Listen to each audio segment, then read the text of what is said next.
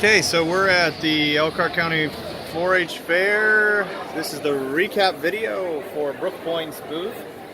This is our 5th year of selling the Couples Romance Getaway. Actually, it might be our 6th year. I have to go back and look at some data. But this is definitely for sure our 5th year of selling here at the Elkhart Fair. Our booth has not really changed a whole lot in the last couple of years that we did it. We did decide to put up a white backdrop instead of the black all the way around.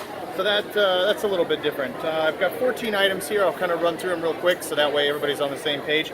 The first thing I'm going to say, we gave away 2 mini massages on, we only had 3 on the spinning board here. We gave away so many massages on the first.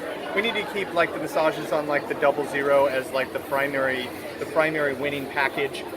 It should not be we only had 3 on there, but I bet you in the first Friday, Saturday, and Sunday we gave away about 40 to 45 of those massages. It was just constant.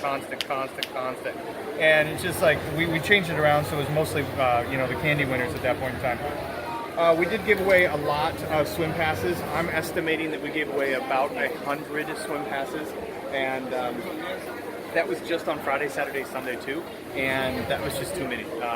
So however many we had on there to begin with is too many. I know that the picture I gave, so it'll be in the wiki, that's about what we want to do. We do have quite a bit of candy left over.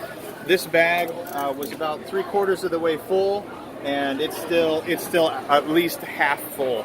So it kind of gives you an idea of where that is exactly. Let's see, the number. So what we need to say is on this sign here for our roulette wheel, but the magic spinning thing, it basically needs to say adult needs to be present in order to swim, and 1 per family. Because we had to repeat that over and over again, because there were some people that were up here and they'd have like 6 or 7 people in their family and they'd all spin, and like wait, but by the time they did it, it was too difficult. The string thing, I do have a power supply. I bought a 6-volt power supply for the string thing. The string thing worked very well.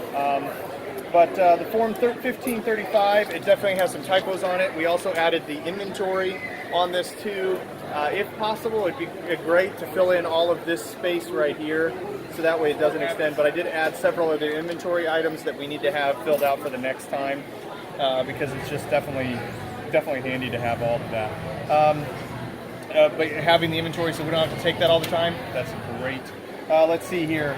Lots of spin the wins, spin agains on the board, and there was lots of times where if somebody got spin again, they would get that for 4, maybe 5 times in a row. That was kind of annoying for some people.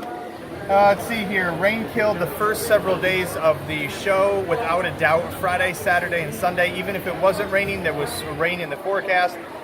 Friday night, there was only 8,000 people in attendance, and of that, they had, I think it was 80, we had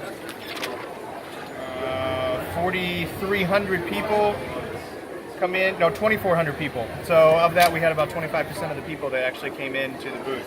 So that wasn't bad, but our numbers for Friday and Saturday and Sunday, it just flat out sucked. So yeah.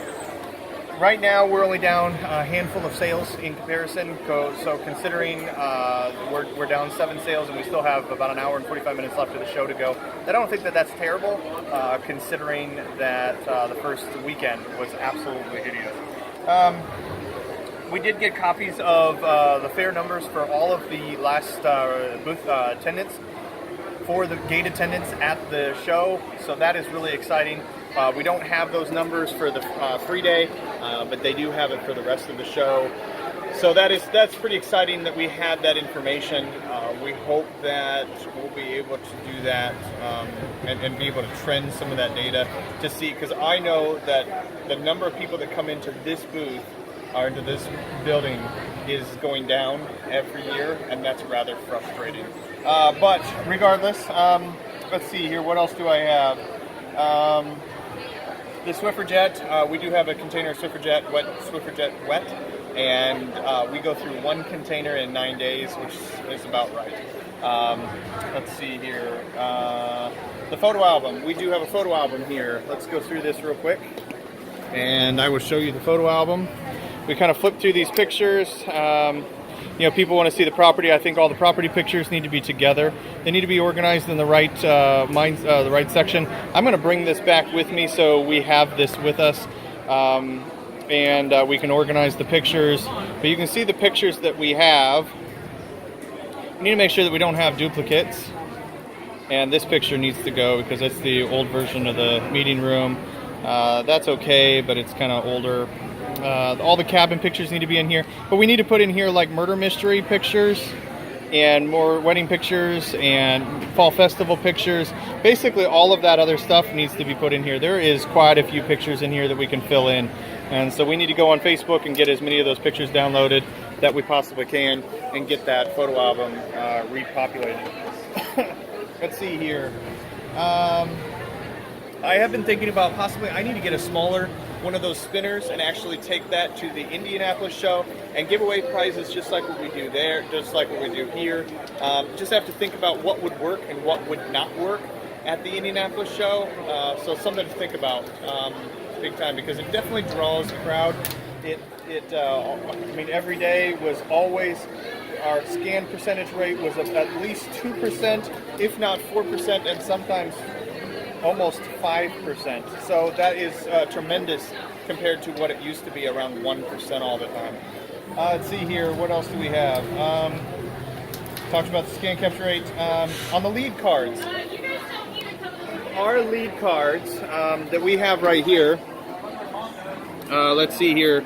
These are what we use to put in here, and we use these leads to put into our newsletter system. Then we put it into the text messaging system, and we also put that into our Freeside mailing system that we can, you know, mail these customers. But one of the things that I really think that would be very helpful for me to ask is, how often do you come to the event? Rather than how many people are in your family. I don't think it's important to have how many people are in your family. We were going to do that with like the Family Escape and target to people that only had, if they had X amount of people over there, then we were going to target to the Family Escape. That program just does not seem to be growing, and we're not capturing that data.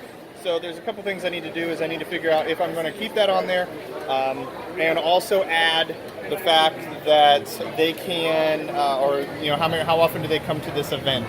And we need to word that just right. We can't just say how often you come to. We can say maybe how often you come to this show, how often you come to this show/event, something like that. I think we definitely need to do. And that is basically all that we have to say about the Elkhart Fair. Attendance is down. We're down. It looks to be about 8,000 people, and we're only down about 7 sales at this very moment. And we have about an hour and a half left to go.